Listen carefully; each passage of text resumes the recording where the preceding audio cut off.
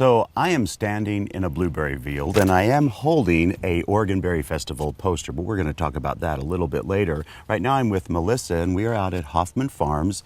You guys grow blueberries, don't you? We do grow You do blueberries. indeed. So first of all, before we get going on blueberries themselves, tell me a little bit about this beautiful farm. Absolutely. Well, our farm is 104 acres here on this property.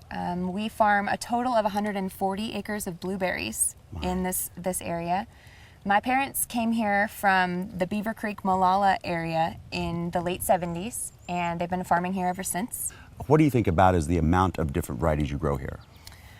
Well, I can list them for you. I don't know how many off the top of my head, but we have, let's count, Dukes, Brigidas, Liberties, Legacies, Drapers, Elliots, and Auroras. So we have 8 different varieties growing here on our farm. Now, I have to ask a question on pollination. Throughout my career in the horticulture industry, I have personally been told, and told many people, no, you have to have 2 plants, and if you have to have them from the early, mid, or late cycles.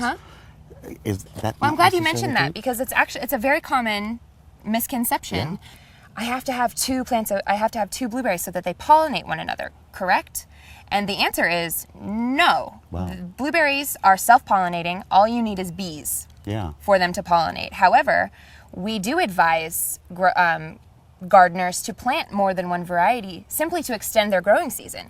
Plant an early, plant a mid, and plant a late, and you'll have blueberries all summer long. What would the home gardener be expecting when they got their plants, they're ready to grow blueberries? What would they do? Well, a lot of times we tell people that you can treat your blueberry plants kind of like you treat your rhododendrons. Really? Yeah, they like the same type of soil that the rhodies like. They like a lot of water, but good drainage. Not wet. They don't want wet roots. And then as they grow, pruning is going to be a really important part of the process. And what do you suggest on that? On our farm, we prune in the spring.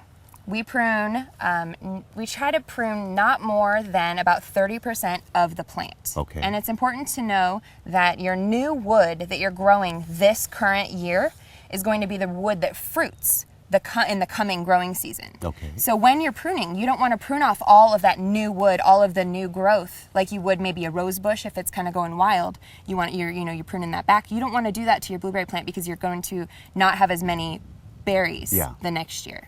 So Melissa, how is it then that people would know that a blueberry is ripe, ready to pick? That's a great question.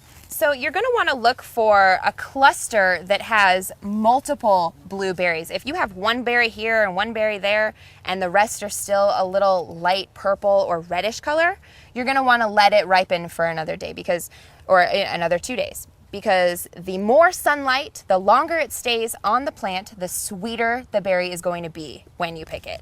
And now I'll show you where the berry meets the stem here.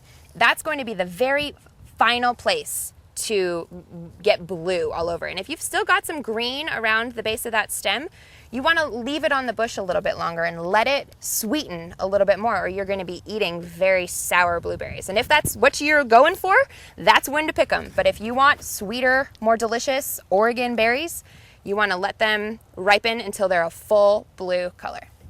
So now back to this poster. This is the Oregon Berry Festival. It's coming up Friday the 18th and Saturday the 19th. And you've been there before. Yes. And you're part of the whole berry industry. So tell us what we can expect there. The Oregon Berry Festival is a fantastic event. It's fun for the entire family. And all of the Oregon berries you could hope to taste are there at the festival. It's got great energy, lots of fun things for the kids to do. And master gardeners are there to answer any questions you have on growing blueberries or any kind of Oregon berries at your home. They have chefs demonstrating how to use Oregon berries. It's a fantastic event.